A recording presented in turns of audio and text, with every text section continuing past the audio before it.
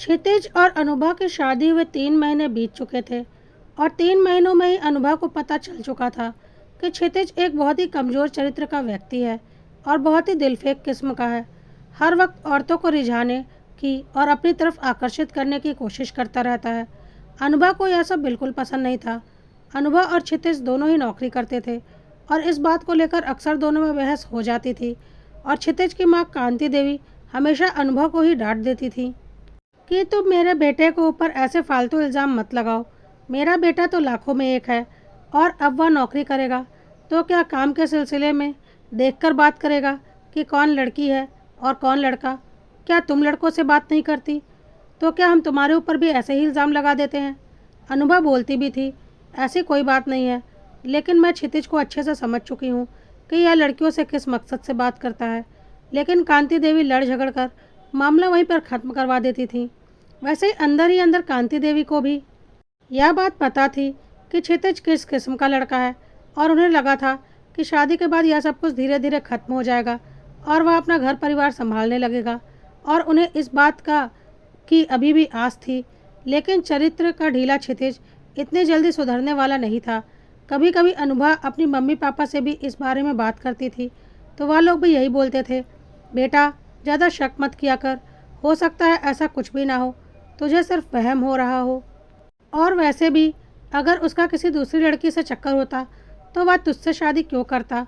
अनुभा कहना चाहती थी कि उसका किसी लड़की से कोई चक्कर नहीं है, बल्कि हर लड़की को वह फंसाने की कोशिश करता है। लेकिन उसकी यह बात उसके मायके वालों को नहीं समझ आती थी और उसके मम्मी पापा यही समझते थे कि अभी नई नई शादी है, लड़कियों को काफ़ी कुछ समझौते करने पड़ते हैं और धीरे धीरे सब कुछ ठीक हो जाता है। देखना, साल बीतते बीतते क्षितिज पूरी तरह से तेरा हो जाएगा और तेरे मन का वहम भी ठीक हो जाएगा।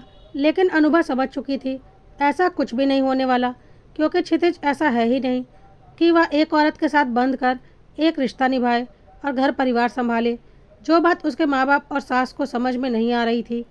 खैर, अनुभा क्या करती, वह कोई इतनी मॉडर्न सोसाइटी से भी नहीं आती थी कि क्षितिज को छोड़ देती, वरना उसकी और उसके परिवार की बहुत बदनामी हो जाती और आगे दिक्कत भी बढ़ जाती, क्योंकि अभी उसके छोटे भाई बहनों की शादी भी करनी थी और समाज तो लड़की को ही गलत बोलता है।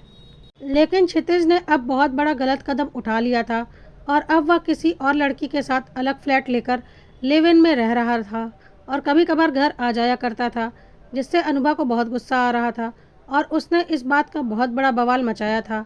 अब तो क्षितिज की माँ कांति देवी के पास भी मुंह नहीं था क्षितिज का साथ देने के लिए और वह अनुभा को समझा रही थी, अरे बेटा सब्र रख, यह बाहरी लड़कियां कितने दिन तेरे पति को फंसा कर रखेंगी। पैसे के चक्कर में क्षितिज के पीछे लगी होगी, आज नहीं तो कल चली जाएगी। क्षितिज की पत्नी तो तू ही रहेगी, इन लड़कियों की कोई इज्जत नहीं होती, तू फिक्र मत कर।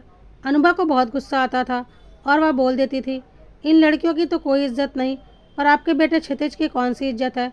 वह भी तो शादीशुदा होते हुए एक बाहरी लड़की के साथ नाजायज़ संबंध बनाकर उसके साथ रह रहा है, तो वह कैसे इज्जत वाला हो गया। लड़की तो तब भी अकेली है, रिश्ते में तो क्षितिज बंधा है, तो ज़्यादा खराब कौन हुआ। कांति देवी के पास अनुभा की बातों का कोई जवाब नहीं होता और वह चिल्लाते हुए बोल देती, हाँ तो जो करना है करना, मैं तुम दोनों मियाँ बीवी के बीच में नहीं पड़ने वाली। तुझे अपने पति को संभालना नहीं आया तो मैं क्या करूँ। आजकल की लड़कियाँ तो आते ही पति को अपना गुलाम बना लेती हैं, उनके पति तो माँ बाप को ही भूल जाते हैं और यहाँ तेरा पति तुझे ही भूल कर दूसरी लड़कियों के चक्कर में पड़ गया तो कमी तुझ में ही होगी ना। और एक बार फिर अपने बेटे की गलतियों का ठीकरा अनुभा के सिर पर फोड़कर कांति देवी अपने कमरे में चली गई। अनुभा ने अपनी माँ को सारी बात बताई तो उसके माँ पापा ने भी उसे ही समझा दिया और बोला, हम क्षितिज से इस बारे में बात करेंगे, उसे समझाएंगे, वह समझ जाएगा और अपना घर परिवार संभाल लेगा। तू उसे एक मौका देकर देख, थोड़ा सब्र रख बेटा, हम एक मध्यम वर्गीय परिवार के लोग हैं, समाज में हमारी एक इज्जत है और अगर तू इस तरह से बात का बखेड़ा बनाएगी तो हमारी इज्जत उड़ेगी और इससे आगे तेरे भविष्य में ही दिक्कत होगी और तेरे भाई बहनों के भविष्य में भी दिक्कत होगी। अभी तो उनकी शादी भी नहीं हुई है, तू सब्र रख, सब कुछ ठीक हो जाएगा। पति से कभी कभी गलतियां हो जाती हैं और जल्दी ही उन्हें उनकी गलतियों का एहसास हो जाता है और वह लौटकर अपनी पत्नी के पास ही आते हैं। अनुभा को समझ में नहीं आ रहा था कि उसका दर्द किसी को क्यों नहीं दिख रहा, हर कोई उसे क्यों समझा रहा है और जो गलत है वह सीना तान कर घूम रहा है। खैर अनुभा को समझ में आ गया था कि अपने माँ बाप या सास के आगे सर फोड़ने से कोई फ़ायदा नहीं। वैसे तो अनुभा आत्मनिर्भर थी, पर इतना बड़ा फैसला क्षितिज को छोड़ने का अकेले लेने की उसमें हिम्मत नहीं हो रही थी, और उसका साथ देने के लिए उसके मायके से कोई तैयार नहीं था। इसलिए वह चुपचाप जो जैसा चल रहा था चलने दे रही थी। खैर 2-3 महीनों के बाद क्षितिज और उस लड़की का ब्रेकअप हो गया, क्योंकि उस लड़की को क्षितिज से ज़्यादा पैसे वाला बॉयफ्रेंड मिल गया और वह उसे छोड़कर उसके पास चली गई और क्षितिज लौटकर घर आ गया। अनुभा उससे बात भी नहीं कर रही थी और उसे कमरे में भी नहीं आने दे रही थी। क्षितिज ने अनुभा से काफ़ी माफ़िया मांगी और बोला आगे से वह ऐसी गलती नहीं करेगा। उसे समझ में आ गया है कि पत्नी पत्नी होती है और कोई बाहरी लड़की उसकी जगह कभी नहीं ले सकती। बाहरी लड़कियां सिर्फ पैसों की दीवानी होती हैं, और जब पैसे पूरी तरह से लूट लेती हैं और उससे बड़ा मुर्गा फंसा लेती हैं तो उसे छोड़कर चली जाती हैं। क्षितिज बहुत पछतावा कर रहा था अपनी गलतियों का, तो अनुभा को लगा शायद ठोकर खाकर अब क्षितिज सुधर गया है, क्योंकि अब उसे समझ में आ गया है कि घर परिवार क्या होता है। अनुभा के माँ बाप और सास भी उसके ऊपर दबाव डाल रहे थे कि जब इतनी ठोकरें खाकर क्षितिज वापस उसके पास आया है और माफ़ी मांग रहा है तो वह अपना घर परिवार बचा ले और क्षितिज को माफ़ कर दे। ना चाहते हुए भी अनुभा ने क्षितिज को माफ़ कर दिया। आखिर औरत जो थी। और फिर 3-4 महीने तक सब कुछ बहुत अच्छा चला। क्षितिज अनुभा के साथ बहुत अच्छे से रहता था। अनुभा भी अब खुश थी और उसे लग रहा था अब उसकी ज़िंदगी संवर गई है। क्षितिज बस उसका है और अब सिर्फ उसका ही रहेगा। लेकिन नहीं, यह अनुभा का वहम था। जल्दी ही क्षितिज का चरित्र फिर उसके ऊपर हावी हो गया और उसने फिर एक लड़की के साथ लिव इन में रहना शुरू कर दिया। और यह बात इस बार अनुभा को 2 महीने बाद पता चली, क्योंकि क्षितिज इस बार घर में रहता था और उस लड़की के साथ दिन में ही मौका मिलने पर वक्त बिताता था। इस बार भी अनुभा ने घर में बहुत बड़ा हंगामा मचाया, लेकिन फिर वही सब हुआ। उसकी सास ने फिर यही बोला, तुझमें ही कोई कमी है जो बार बार मेरा बेटा तेरा होकर भी तेरा नहीं हो पाता। आखिर तू ऐसा क्या करती है कि वह बार बार तुझे छोड़कर दूसरी औरतों की तरफ आकर्षित हो जाता है। इस बार तो उसकी माँ ने भी उससे बोल दिया, बेटा तू क्षितिज के साथ अच्छा व्यवहार तो करती है ना, वह तो पूरी तरह से तेरे वश में हो गया था, फिर कैसे तेरे हाथों से निकल गया? कहीं तुझसे ही तो कोई गलती नहीं हो रही? सुनकर अनुभा को बहुत दर्द हुआ। एक चरित्रहीन व्यक्ति को उसके मायके और ससुराल द्वारा सहित साबित किया जा रहा था और एक सहनशील महिला को उसके चरित्रहीन पति की चरित्रहीनता के लिए जिम्मेदार बताया जा रहा था। यह कैसा समाज है उनका, जहाँ गलती औरत करे तो भी औरत गलत और गलती पुरुष करे तो भी औरत गलत। अनुभा ने इस बार सोच लिया था कि चाहे कुछ भी हो जाए वह क्षितिज को कभी माफ़ नहीं करेगी और अब उसके साथ नहीं रहेगी। बस सब कुछ इतना आसान नहीं था, उसके लिए पूरी तैयारी करनी पड़ती। लेकिन तब तक क्षितिज की दूसरी गर्लफ्रेंड भी उसे छोड़कर जा चुकी थी और क्षितिज फिर लौटकर अपने घर आ चुका था अनुभा के पास।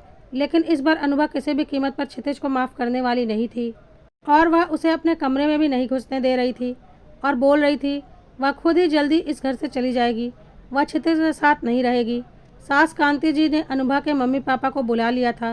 क्षितिज सबसे माफ़िया मांग रहा था और अनुभा के मम्मी पापा उसे समझा रहे थे, बेटा देख, रिश्ते तोड़ने में एक पल का समय लगता है, लेकिन रिश्ते बनाने में बहुत वक्त लग जाता है। अगर तू क्षितिज से तलाक लेगी तो ज़रूरी नहीं कि तुरंत ही कोई अच्छा घरवर तुझे मिल जाएगा और तेरी शादी हो जाएगी। अनुभा ने बोला, तो शादी करना भी कौन चाहता है? मैं आत्मनिर्भर हूँ, अपनी ज़िंदगी अच्छे से चला सकती हूँ। इस पर उसके मम्मी पापा ने बोला, लेकिन बेटा अकेली लड़की का इस समाज में रहना कितना मुश्किल होता है, इसका तुझे अंदाज़ा भी नहीं। तू हमारी बात मानकर दामाद जी को एक आखिरी मौका दे दे, हमें पूरा यकीन है अब वह ऐसी गलती नहीं करेंगे। क्षितिज भी इतना मासूम बन चुका था और आंखों में इतने आंसू भर रखे थे कि सबको लग रहा था इस बार उसे अपनी गलती का पूरा पछतावा है। पर अनुभा को पता था वह ना कभी सुधरा है और ना ही सुधरेगा, क्योंकि उसका चरित्र ही ऐसा है और एक चरित्रहीन व्यक्ति जीवन भर चरित्रहीन ही रहता है। यह बात अनुभा समझ चुकी थी, पर चारों ओर से उसके ऊपर दबाव बनाया जा रहा था रिश्ते को बचाने के लिए। अनुभा ने सोच लिया था कि इस बार वह अपने दिमाग से ही फैसला लेगी, इसलिए वह खामोश थी। सबको लग रहा था कि अनुभा ने क्षितिज को माफ़ कर दिया और क्षितिज भी खुश था। क्षितिज इस बार अनुभा का बहुत ख्याल रख रहा था, लेकिन अनुभा ने उससे एक दूरी बना रखी थी। वह दोनों रूम जरूर शेयर करते थे, पर अजनबियों की तरह। क्षितिज पूरी कोशिश कर रहा था अनुभा को अपने करीब लाने की, लेकिन अनुभा के दिल में अब क्षितिज के लिए कोई जगह नहीं बची थी। वह तो बस कोशिश कर रही थी इस रिश्ते को सही अंजाम तक पहुंचाने की। और इसी बीच क्षितिज की ज़िंदगी में तीसरी गर्लफ्रेंड आ चुकी थी, जो कि होना ही था और अनुभा को पता था या तो होगा ही होगा। अब तो अनुभा के माँ बाप और सास कांति तीनों के पास ही अनुभा को समझाने के लिए कोई तर्क नहीं थे। अनुभा इसी दिन का इंतज़ार कर रही थी कि अब किस मुंह से उसके माँ बाप और सास बोलेंगे कि क्षितिज सुधर जाएगा, उसे एक मौका और दे दो। लेकिन इस बार किसी ने कुछ नहीं बोला और अनुभा ने इस बार कोई हंगामा भी खड़ा नहीं किया, क्योंकि उसे पता था कि क्षितिज की यह गर्लफ्रेंड भी कुछ दिनों की मेहमान है और कुछ दिनों में उसे लूट कर पूरी तरह से खाली कर कर वह भी निकल लेगी और क्षितिज फिर लौटकर उसके पास ही आएगा। पर इस बार अनुभा ने बहुत कुछ सोच रखा था अपने जीवन के बारे में और एक बहुत बड़ा निर्णय भी ले लिया था और अनुभा ने जो सोचा था वैसा ही हुआ। 3-4 महीनों के बाद क्षितिज फिर अपने घर वापस आ चुका था और एक बार फिर अनुभा से माफ़ी मांगने की कोशिश कर रहा था। अनुभा कुछ खास रिएक्ट नहीं कर रही थी। कुछ दिन ऐसे ही चल रहा था। उसके बाद अनुभा ने एक दिन उसके सामने कुछ कागज़ रखे और बोला, इसमें लिखा हुआ है कि अब तुम मेरे अलावा किसी और लड़की से कोई संबंध नहीं रखोगे, तुम मुझे इस पर साइन करके दो, तब मैं तुम पर विश्वास करूंगी, वरना मैं यह घर छोड़कर जा रही हूँ। क्षितिज ऐसा कभी नहीं चाहता था। उसका तो यही सोचना था कि वह ज़िंदगी भर बाहर मौज मस्ती करेगा और घर में उसकी पत्नी उसका इंतज़ार करेगी, इसलिए वह अनुभा को जाने नहीं देना चाहता था। उसने बिना पढ़े सारे कागज़ साइन कर दिए, यह सोचते हुए कि अनुभा कितनी भोली है, हर बार उसके झांसे में आ जाती है, उसे तो जो करना है वह करेगा ही, कौन सा यह कागज़ उसे रोक लेंगे। अनुभा को तो इस घर से कभी वह जाने नहीं देगा, आखिर उसकी पत्नी है, उसका फ़र्ज है उसका घर संभालना, उसकी माँ की देखभाल करना। कांति जी भी खुश थी कि चलो अब अनुभा घर में ही रहेगी और वैसे भी क्षितिज को छोड़कर वह जाएगी कहाँ। ना उसके माँ बाप उसके फैसले में उसका साथ देंगे, ना ही कोई और, मजबूरी है उसकी। क्षितिज काफ़ी खुश था, लेकिन उसके कुछ दिनों बाद एक रात अनुभा घर नहीं आई। क्षितिज ने उसे फ़ोन किया तो अनुभा ने बोला, हाँ मैं आज रात घर नहीं आ पाऊँगी, मैं अपने बॉयफ्रेंड के साथ हूँ, हम लिव इन में रह रहे हैं। सुनकर क्षितिज के तन बदन में आग लग गई और उसने कांति देवी को सारी बात बताई। कांति देवी ने अनुभा के मम्मी पापा को बुला लिया। अनुभा के मम्मी पापा ने भी अनुभा को फ़ोन किया तो अनुभा ने उन्हें भी बोल दिया, जब दामाद यही काम कर रहा था तो आप मुझे समझा रहे थे, अब जरा दामाद को भी समझा लीजिए। अनुभा के मम्मी पापा ने गुस्से में कहा, चुपचाप अपने घर आओ, हम वहीं आ रहे हैं, मिलकर बात करते हैं। अनुभा घर आ चुकी थी, साथ में उसका बॉयफ्रेंड भी था और अनुभा के मम्मी पापा, सास और क्षितिज यह सब कुछ देखकर गुस्सा हो रहे थे। क्षितिज अनुभा पर हाथ उठाने जा रहा था कि तुम्हारी हिम्मत कैसे हुई मेरे रहते किसी और पुरुष के साथ, उसके घर में रहते हुए। लेकिन अनुभा के साथ खड़े व्यक्ति ने उसका हाथ पकड़कर झटक दिया और बोला, खबरदार, जो अनुभा के ऊपर हाथ उठाया।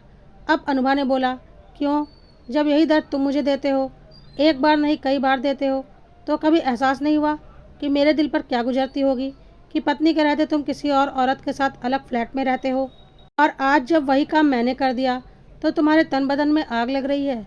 इस पर कांति देवी चिल्लाकर बोली, अनुभा बकवास बंद करो, क्षितिज पुरुष है, वह ऐसा कर सकता है, लेकिन तुम उसकी पत्नी हो, तुम ऐसा कैसे कर सकती हो। इस पर अनुभा ने बोला, क्यों नहीं कर सकती मम्मी जी, किस किताब में लिखा है कि पुरुष चरित्रहीन हो सकता है और औरत चरित्रहीन नहीं हो सकती। मैं क्षितिज को वही दर्द देना चाहती थी जो दर्द क्षितिज ने कई बार मुझे दिया था, इसलिए मैंने यह सब कुछ किया है। अब अनुभा के मम्मी पापा ने बोला, तुझे शर्म नहीं आती ऐसा घटिया काम करते हुए, तेरे भाई बहन और तेरा परिवार है, मायका है, सबकी कितनी बदनामी होगी, थोड़ा तो सोचा होता ऐसा काम करने से पहले, थोड़ा तो हमारा ख्याल कर लिया होता। अनुभा ने भी तेज़ आवाज़ में बोला, आप लोगों ने कभी मेरा ख्याल किया, कभी मेरे बारे में सोचा। आपकी आंखों के सामने आपका दामाद रंगरलियाँ मना रहा था और उस वक्त बेटी का साथ देने के बजाय आप बेटी को समझा रहे थे कि कुछ दिनों में सब कुछ ठीक हो जाएगा। तो आज जरा दामाद को भी समझा लीजिए कि कुछ दिनों में सब कुछ ठीक हो जाएगा और मैं लौटकर उसके पास ही आऊँगी। जो बातें आप लोग मुझे समझाते थे वही बातें आज आप क्षितिज को समझा लीजिए। क्षितिज ने ऐसी गलतियाँ कितनी बार की हैं, लेकिन हर बार उसे माफ़ी मिल गई है, तो क्या मुझे एक बार भी माफ़ी नहीं मिल सकती। कांति जी ने गुस्से में कहा, बिल्कुल नहीं मिल सकती, और अब तुम इस घर की बहू नहीं रह सकती। ऐसी चरित्रहीन औरत को हम अपने घर की बहू बनाकर नहीं रख सकते। अनुभा ने भी चिल्लाकर बोला, हाँ हाँ, ऐसे चरित्रहीन औरत को आप अपने घर की बहू बनाकर नहीं रख सकती, लेकिन अपने चरित्रहीन बेटे को जीवन भर उसकी चरित्रहीनता के साथ स्वीकार कर सकती हैं, क्योंकि वह पुरुष जो है, और उसकी पत्नी को मानसिक रूप से परेशान कर सकती हैं कि वह आपके चरित्रहीन बेटे को हर वक्त उसकी चरित्रहीनता के लिए माफ़ करती रहे।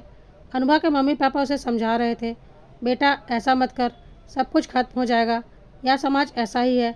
वह क्षितिज की 10 गलतियों पर भी उसे कुछ नहीं कहेगा, लेकिन तेरी एक गलती तेरे ऊपर भारी पड़ जाएगी। माफ़ी मांग ले क्षितिज से और कांति जी से और अपना रिश्ता बचा ले। इस पर अनुभा ने बोला, इस कैरेक्टरलेस आदमी से माफ़ी मेरी जूती मांगेगी।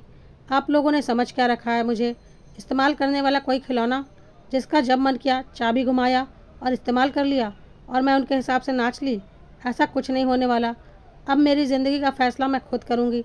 और हाँ, मैं क्षितिज की तरह घटिया औरत नहीं हूँ। मैं तो इसे वही दर्द देना चाहती थी जो दर्द उसने मुझे कई बार दिया है, इसलिए मैंने यह लिव इन वाली बात कही। वैसे यह सोमेश हैं, मेरे साथ कंपनी में काम करते हैं। 2 साल पहले डिलीवरी में कॉम्प्लिकेशन की वजह से इनकी पत्नी की मृत्यु हो चुकी है और मैंने इनसे शादी कर ली है। यहाँ मेरे बॉयफ्रेंड नहीं, पति हैं, और अब मैं इनके साथ इनके घर में इनकी पत्नी की हैसियत से रहती हूँ, ना कि इनके लिव इन पार्टनर हूँ। यह सब कुछ मैंने क्षितिज को सबक सिखाने के लिए बोला था।